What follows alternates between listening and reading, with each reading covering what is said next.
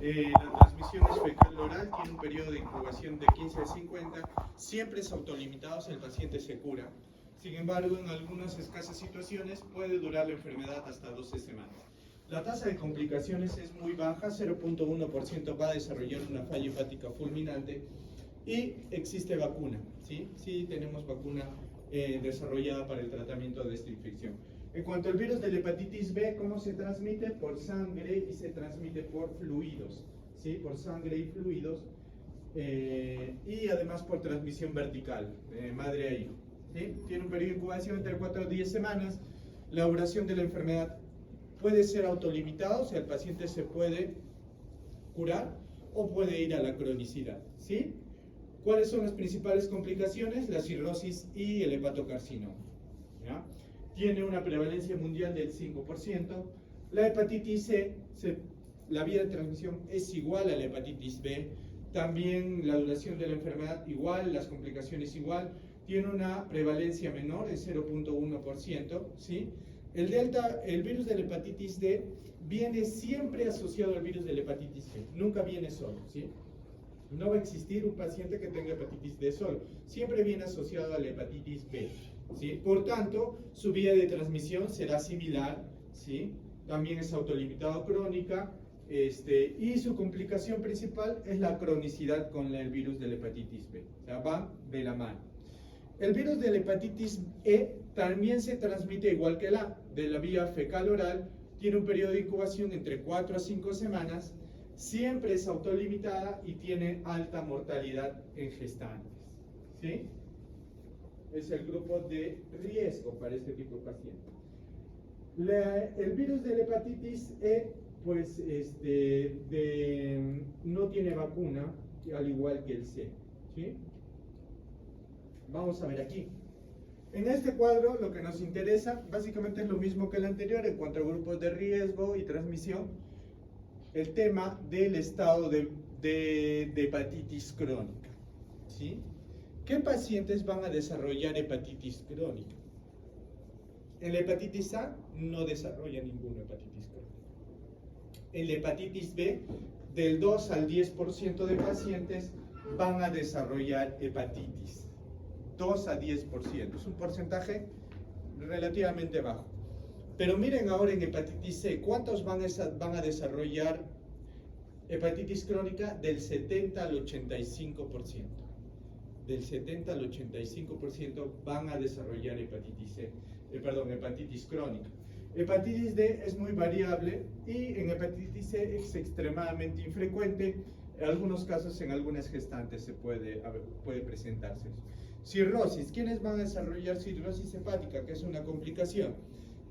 Pues los de hepatitis B, C y D. Tanto hepatitis A como hepatitis E no desarrollan cirrosis. No desarrollan cirrosis. Ahora vamos a ir ya al tratamiento de la hepatitis A. Para la hepatitis A, ¿cuál es el tratamiento? Sintomáticos. ¿Qué quiere decir? Hidratación, control de la temperatura con antipiréticos y si es que hubiera deposiciones líquidas, dar tratamiento para eso. Si es que hubiera dolor abdominal, dar tratamiento, ¿sí? No hay un tratamiento específico para la hepatitis A, simplemente es dar sintomáticos nada más. Ahora, en cuanto a la prevención, se ha desarrollado una vacuna, la cual pueden aplicarse cualquiera mayor de 12 meses, ¿sí? En menores de 12 meses se utilizan inmunoglobulinas, ¿sí? La primera dosis se recomienda entre los 12 a 23 meses, entre el primer y segundo año, y la segunda de refuerzo 6 meses después. La vacuna se da una vacuna de virus inactivado que se da de 0.5 mililitros por vía intramuscular. Chicos, en el Perú hace poco ha entrado al esquema nacional de vacunación. O sea, ¿qué quiere decir? ¿Ustedes los han vacunado contra la hepatitis A? No, a ninguno de nosotros nos han vacunado contra la hepatitis A. Pero desde hace 2 años ya entró en el esquema, ¿sí? Entonces, desde hace 2 ya todos los niños se les está vacunando. Y el MINSA, ¿qué dice? ¿A qué edad? 15 meses, ¿sí? 15 meses hepatitis A. Se pone refuerzo, así como dice aquí, la segunda 6 meses después. No, el MINSA solo indica una dosis a los 15 meses, ¿sí? MINSA no indica dosis de refuerzo.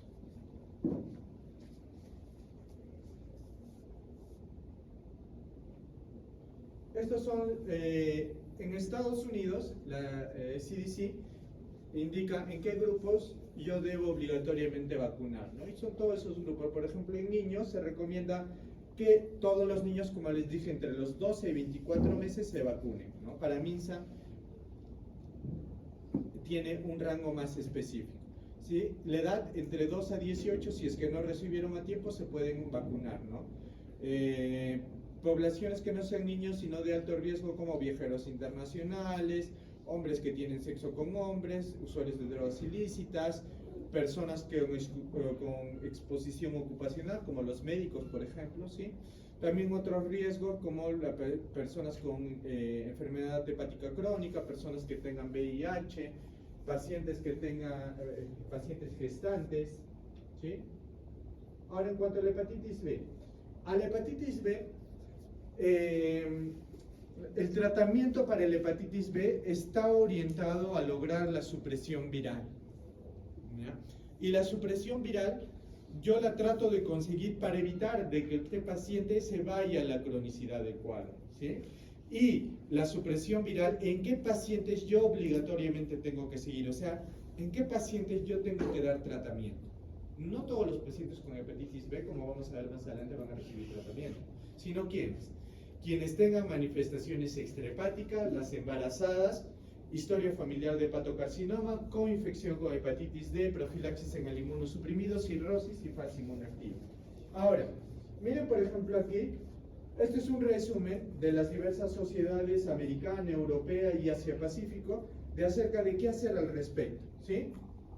Entonces miren, ¿qué dice para iniciar tratamiento? ¿En qué pacientes, por ejemplo, la sociedad americana dice, en qué pacientes ustedes deben iniciar tratamiento? ¿Qué es lo que nos sugiere la sociedad americana? El ALT, que es lo mismo que nosotros decimos TGP, ¿ya? Si está mayor o igual a 2 veces el valor superior normal. ¿Cuánto es ese valor superior normal? Para Estados Unidos, 35 en varones, 25 en mujeres.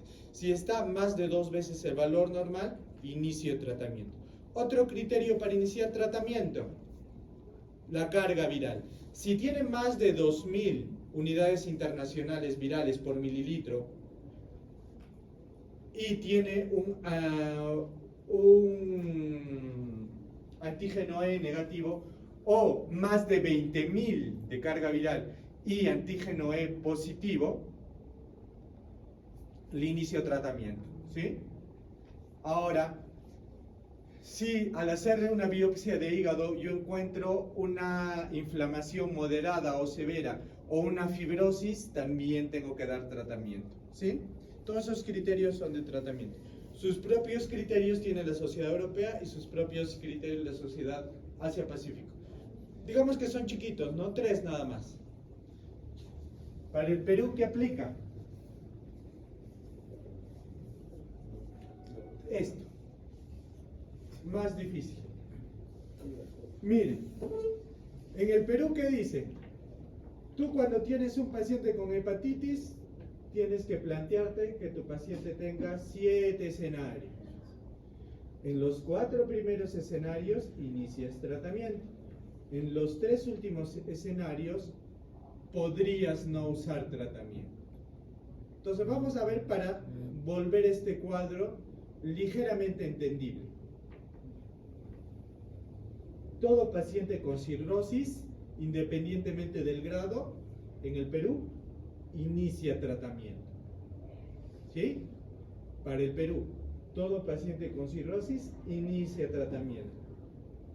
Para el Perú, pacientes con mayor o igual de 2 veces por encima del límite superior normal, ¿sí? Del límite superior normal.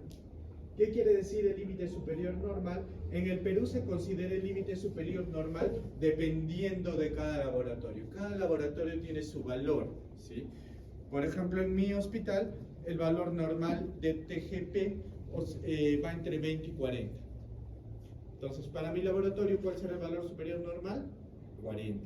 El doble, ¿cuánto es? 80. O sea, a partir de 80 para arriba, pues se consideraría que ya es necesario dar tratamiento. Entonces, en el Perú, todo paciente que tenga más de 2 veces el TGP sobre el valor normal, se da tratamiento.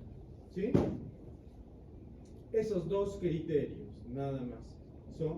Una vez con esos dos criterios, automáticamente yo inicio tratamiento. Si no tiene cirrosis y el TGP está normal, podría ser que no le dé tratamiento, o sea, podrían estar en estos escenarios. ¿Sí? Y por ejemplo, ¿cuál es el escenario 5? Que es un paciente que obviamente no tiene cirrosis, que el TGP está dentro del límite superior normal, la carga viral es negativa. ¿Qué quiere decir que es negativa? Que es menos de 2000. Tiene carga viral negativa, menos de 2000, no necesita dar tratamiento. ¿Sí? Ojo, si tiene la carga viral más de 2000 y el antígeno E negativo, tampoco le doy tratamiento. O sea, si tiene más de 2000 de carga, pero el antígeno es negativo, no necesita tratamiento, está en escenario 7. El escenario 6, ¿en qué consiste? Es un paciente que tiene carga viral positiva, o sea, mayor de 10.000, y aparte tiene el antígeno E positivo. ¿Sí? Pero ¿cuál es el criterio? Que sea menor de 30 años. Porque si no sería un criterio 4. Miren el criterio 4, es exactamente igual. Cirrosis, no. Cirrosis, no. Persistentemente normal, persistentemente normal. ¿Ya? Mayor de 2000, mayor de 2000. Positivo, positivo. Todo es igual. ¿Cuál es la diferencia? La edad. Menor o igual a 30, mayor o igual a 30 y este menor de 30. O sea, a partir de los 29 años, 11 meses y 29 días. Si es que me sale esto, no necesito dar tratamiento. ¿Ya? Pero en quienes que estén en estos tres escenarios, sí recomendaríamos dar tratamiento, sí podríamos darle tratamiento. ¿En quiénes? Si es que ese paciente tiene antecedente riesgo de hepatocarcinoma. ¿Y cuál es ese riesgo de hepatocarcinoma? Que tenga algún familiar que haya tenido hepatocarcinoma. ¿Sí? Que el paciente tenga cirrosis, que tenga un familiar con cirrosis o con hepatitis fulminante. Si ha tenido un familiar con esas tres condiciones, tengo que darle tratamiento. ¿Sí?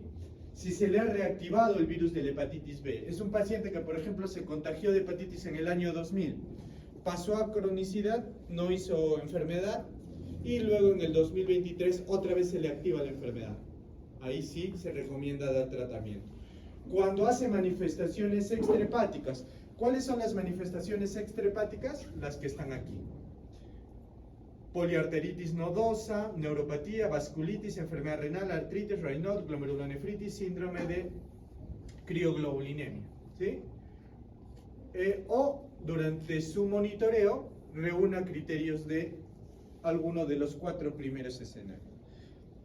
¿Cada cuánto se recomienda hacer esta evaluación? ¿Sí? Se recomienda hacer entre los 3 a 6 meses. Cada 3 o 6 meses se recomienda hacer seguimiento. O sea, si es un paciente con hepatitis y tú no le das tratamiento, se recomienda que hasta máximo cada 6 meses tú lo vuelvas a citar. ¿Para qué?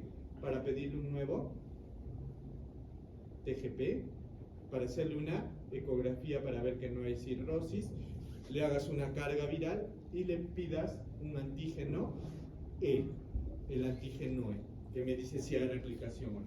Entonces cada 6 meses tengo que evaluar.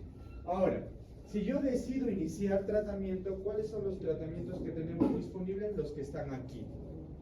Los análogos nucleósidos, nucleótidos, ¿sí? Que son el lamivudina, edefovir, todos estos que están acá. El otro tipo de medicamentos son los interferones. El interferón es el medicamento más antiguo para el tratamiento contra la hepatitis, por si acaso. Está desde los años 80. Sin embargo, en estos últimos años se le ha hecho una modificación química, que se vuelva interferón pegilado o PEG-interferón. ¿Para qué se ha logrado hacer eso? 1, para aumentar la vida media del fármaco, y 2, para aumentar la tolerabilidad. ¿sí? El interferón es un medicamento muy poco tolerado por los pacientes, no lo tolera la mayoría, pero el pegilado tiene esa ventaja de ser más tolerado, por eso se diseñó, ¿sí?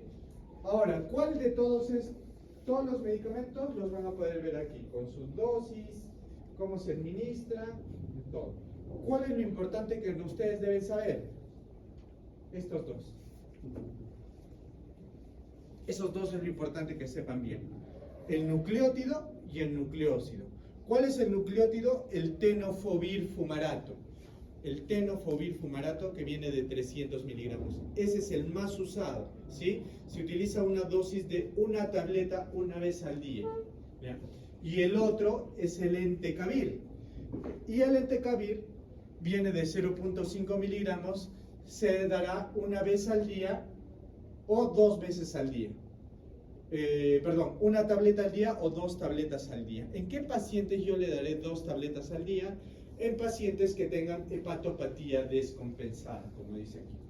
Si es un paciente adulto con hepatopatía descompensada, pues doy 2 tabletas. De los dos, ¿cuál es el de primera línea? El tenofovir, ¿sí?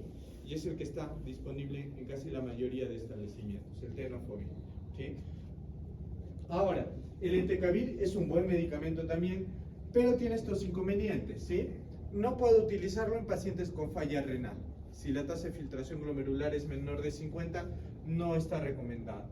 Si el paciente tiene factor de riesgo para falla renal, tampoco se recomienda usar. Si tiene enfermedad hematopoyética, tampoco.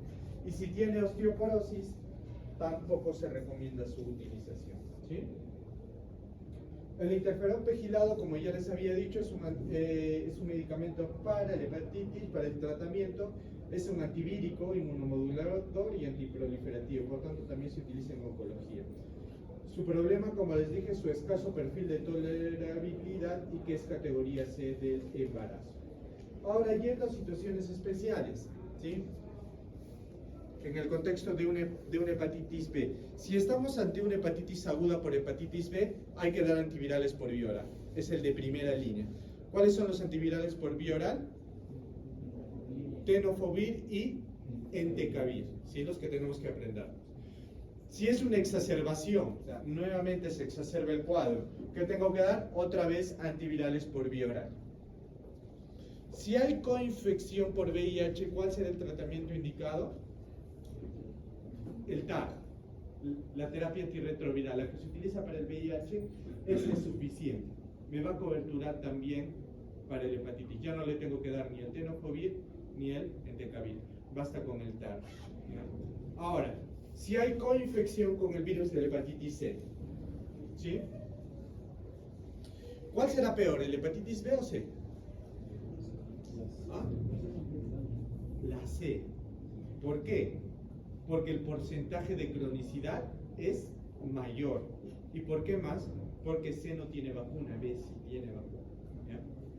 Entonces, si tú tienes una coinfección, ¿a cuál tratarás primero? A C, ¿no es cierto? Pero ¿qué se ha visto? Que pacientes que, por ejemplo, tienen hepatitis B pero están tranquilos, son portadores asintomáticos de la hepatitis B, cuando tú les das tratamiento para la hepatitis C, se les activa la enfermedad. ¿Por qué? No se sabe. Pero si tú, paciente que tiene hepatitis B inactiva y se contagia con hepatitis C, tú le das tratamiento para la hepatitis C, la hepatitis B se prende nuevamente. Es raro, pero ocurre. Entonces, ¿cuál es la recomendación? Lo que nos recomiendan es que tú, luego de haber tratado la hepatitis C, le des profilaxis contra la hepatitis B. Así no haga infección por hepatitis B. Dale profilaxis. ¿Por cuánto tiempo? 12 semanas post terapia para el virus de la hepatitis C. Entonces, ¿qué hago? Le doy tratamiento para la hepatitis C y le doy profilaxis para la hepatitis B hasta 12 semanas después de que el paciente culmine su tratamiento para la infección de la hepatitis C, que más adelante vamos a ver en qué consiste, ¿sí? En el caso de gestantes, no está recomendado que le digamos cesárea electiva. Tampoco está indicado que suprima la lactancia, esa gestante, ¿sí?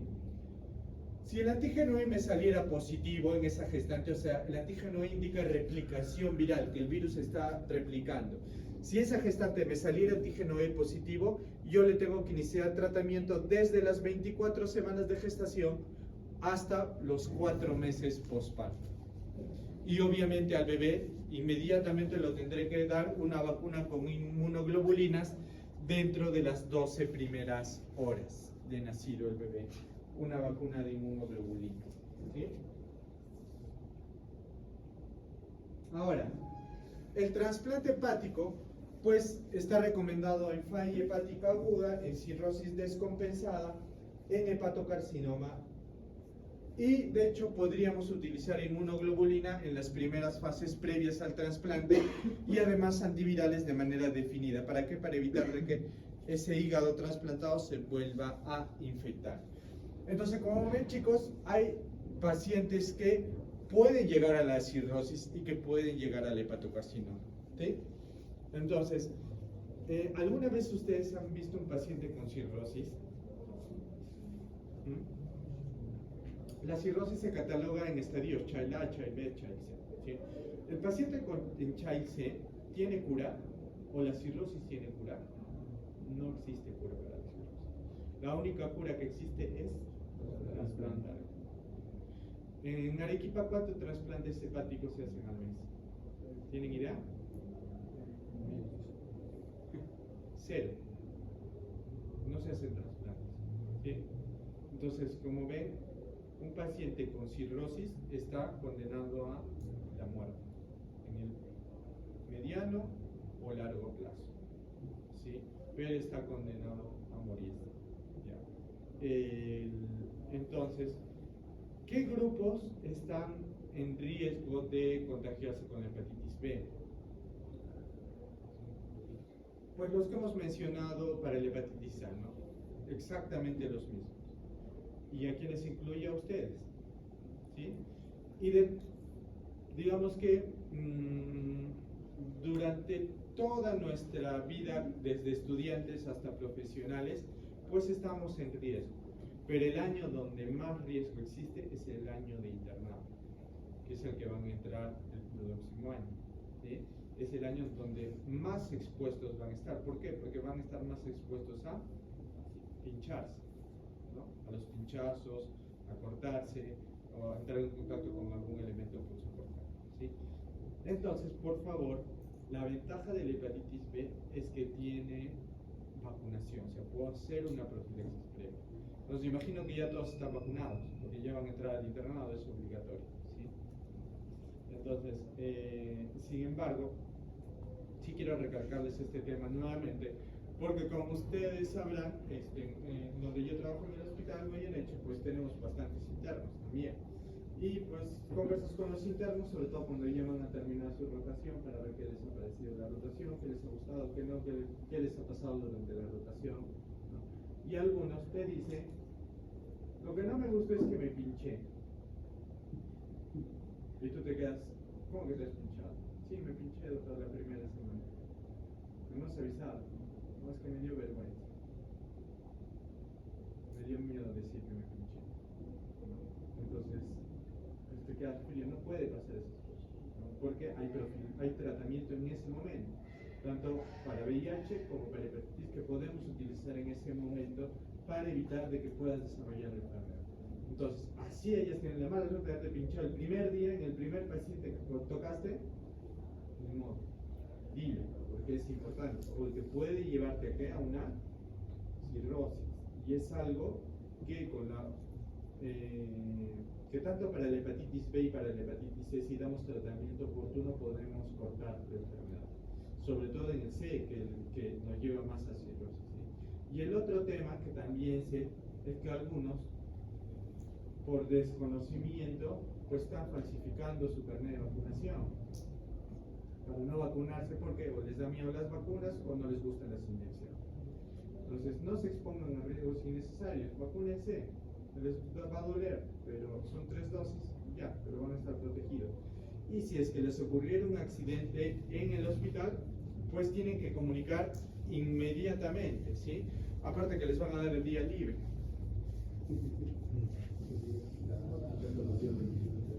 ¿Ya? Ahora, la hepatitis C. La hepatitis C es problemática, chicos, porque no tiene tratamiento. Perdón, no tiene vacuna. Y encima que no tiene vacuna es la que más cronicidad nos lleva, de 70 a 85%. Por tanto, ya no existe esquemas.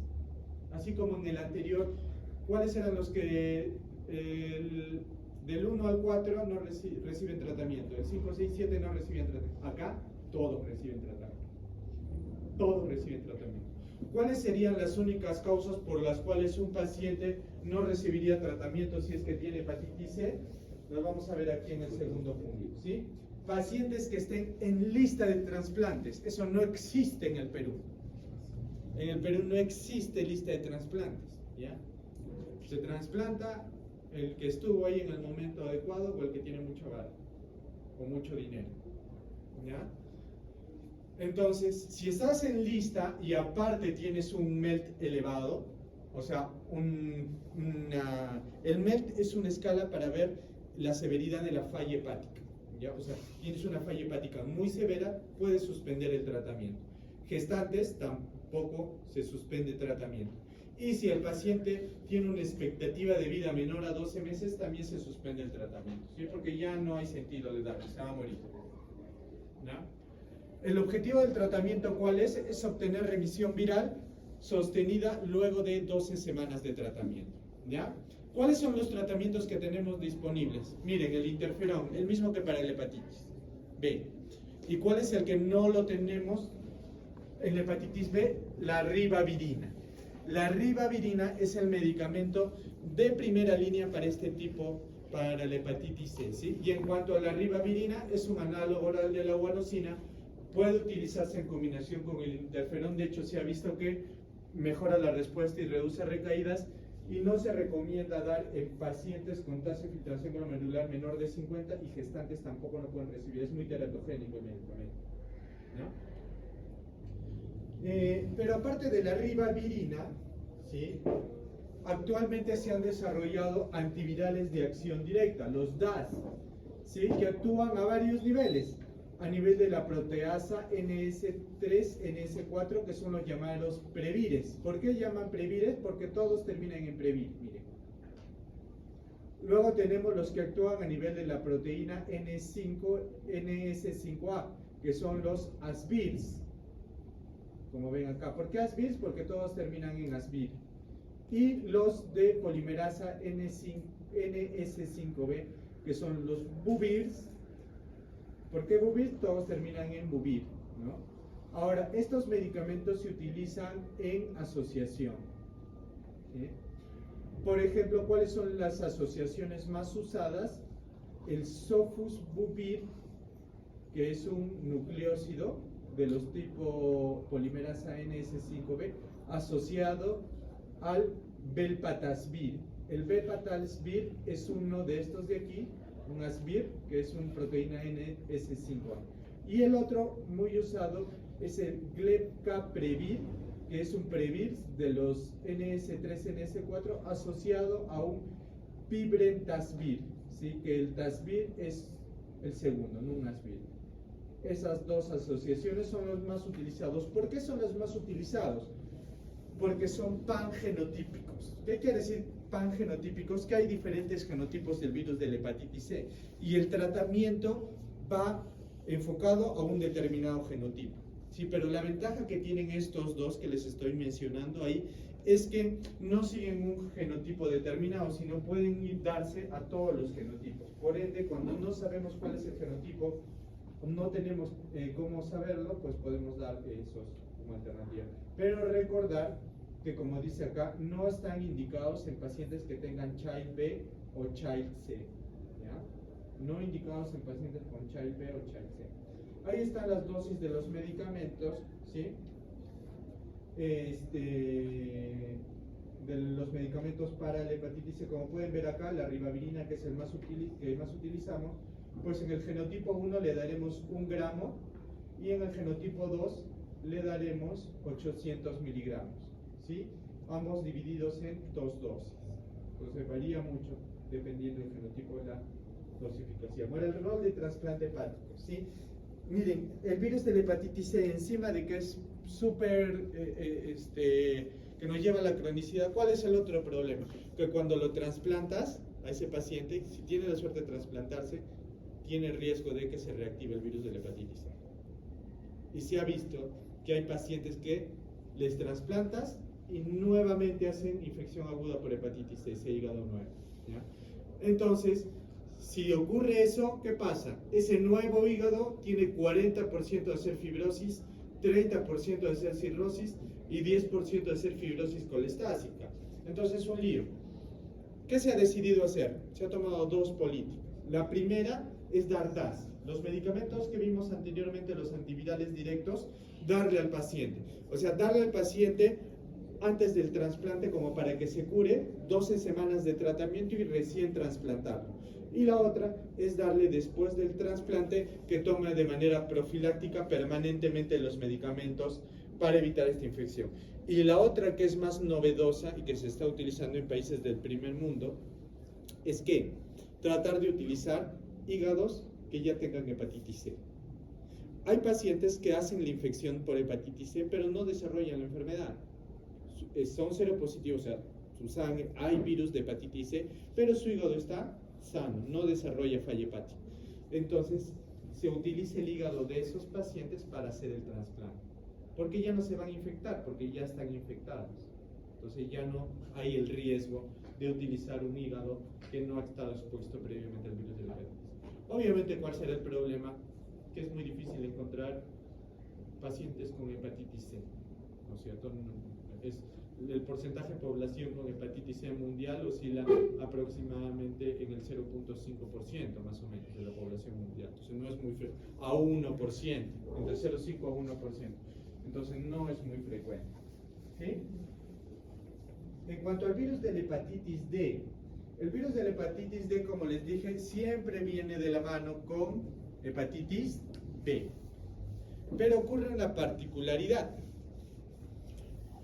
Cuando se da la casualidad de que el paciente se contagie al mismo tiempo con hepatitis B y D, pero doctor, ¿eso es posible? Sí es posible, ¿no? Por ejemplo, actualmente hay pacientes que tienen el B y el D. ¿Por qué van de la mano? Si tú te pinchas, digamos, te pinchas con la sangre de este paciente, pues te vas a contagiar con B y D. ¿Qué se ha visto? Que pacientes que se contagian con B y D al mismo tiempo hacen una forma menos severa de hepatitis B, de hepatitis en general, con resolución espontánea. O sea, me conviene contagiarme los dos al mismo tiempo porque voy a hacer una enfermedad menos severa. Pero lo contrario ocurre si es un paciente que tenía hepatitis B y en el transcurso de la evolución de su enfermedad o de su cronicidad se contagia con hepatitis D, a eso se llama superinfección. Si ocurre superinfección, el cuadro clínico con más seguridad se va a ir a la cronicidad. Tiene un curso clínico más prolongado, ¿sí? El problema con la hepatitis D, chicos, es que no existe un tratamiento efectivo. El único tratamiento disponible que tenemos es el interferón. El interferón que se utiliza para el B y el C, igualito sirve para el D. Pero miren sus tasas de respuesta.